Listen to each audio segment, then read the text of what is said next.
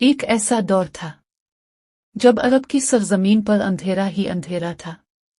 لوگ اپنے رب کو بھولتے جا رہے تھے، طاقتور کمزور پر ظلم کرتا تھا، اور انسانیت اپنے ہی سائے میں کھوئی جا رہی تھی۔ دنیا کو ایک ایسے رہنما کی ضرورت تھی جو لوگوں کو صرف راستہ نہ بتائے بلکہ انسانیت کا مطلب بھی سمجھائے، جو دلوں میں نفرت کی جگہ محبت پیدا کرے، جو اندھیروں میں ہدایت کی روشنی بنے، اور جو انسان کو اس کے رب سے جوڑ دے۔ پھر مکہ کی اسی مبارک سرزمین پر وہ وقت آیا جسے دنیا کبھی نہیں بھول سکتی، ولادت مصطفیٰ۔ ایک ایسی مبارک ولادت جس نے آنے والی صدیوں کی انسانیت پر گہرا اثر چھوڑا۔ اللہ نے اپنے حبیب کو دنیا والوں کے لیے رحمت بنا کر بھیجا۔ قرآن ہمیں بتاتا ہے کہ رسول اللہ کو دنیا والوں کے لیے رحمت بنا کر بھیجا گیا۔ یہ رحمت صرف کسی ایک انسان کے لیے نہیں تھی بلکہ تمام انسانیت کے لیے تھی۔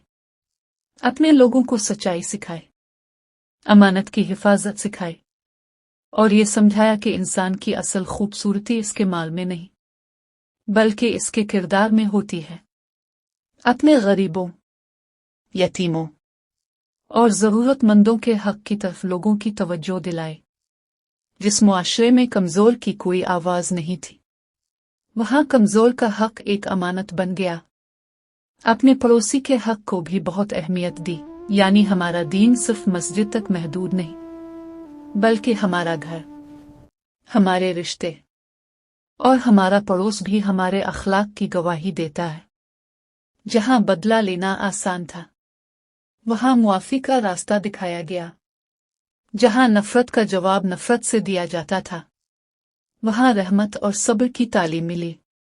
اپنے خاندان کے ساتھ اچھے برتاؤ کی تعلیم دی، عورتوں، بچوں، بزرگوں اور کمزوروں کے ساتھ رحمت اور احترام کا رویہ اپنانے کی تعلیم دی۔ آہستہ آہستہ وہی معاشرہ بدلنے لگا، دل بدلنے لگے، رشتے بدلنے لگے، اور انسانیت کو ایک نئی پہچان ملنے لگی۔ لیکن آج سوال یہ ہے، ہم اس رحمت سے کتنا جڑے ہوئے ہیں؟ میلاد کی خوشی اپنی جگہ، لیکن کیا ہماری زندگی میں بھی اس محبت کا اثر دکھائی دیتا ہے؟ اگر ہم نبی سے محبت کرتے ہیں تو ہماری زبان میں سچائی ہونی چاہیے، ہمارے دل میں رحمت ہونی چاہیے، ہمارے ہاتھ سے کسی کو تکلیف نہیں بلکہ مدد ملنی چاہیے۔ نبی کی محبت کا سب سے خوبصورت اظہار یہ ہے کہ ہم اپنے گھر سے شروعات کریں، ماں باپ کا احترام کریں، رشتوں کو جوڑیں، اور چھوٹی چھوٹی باتوں پر کسی کا دل نہ توڑیں۔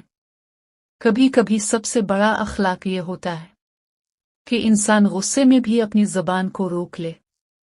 ہم اپنے دل سے پوچھیں، کیا ہمارے دل میں کسی کے لیے نفرت تو نہیں؟ کیا ہم نے کسی کا حق تو نہیں دبایا؟ کیا ہم نے کسی کا دل تو نہیں دکھایا؟ میلاد ہمیں صرف ایک تاریخ یاد نہیں دلاتا بلکہ ایک ایسی زندگی کی طرف بلاتا ہے جس میں رحمت ہو، محبت ہو، سچائی ہو اور اچھے اخلاق ہوں۔ تو آئیے اس میلاد پر صرف اپنے گھروں کو روشن نہ کریں، اپنے دلوں کو بھی روشن کریں۔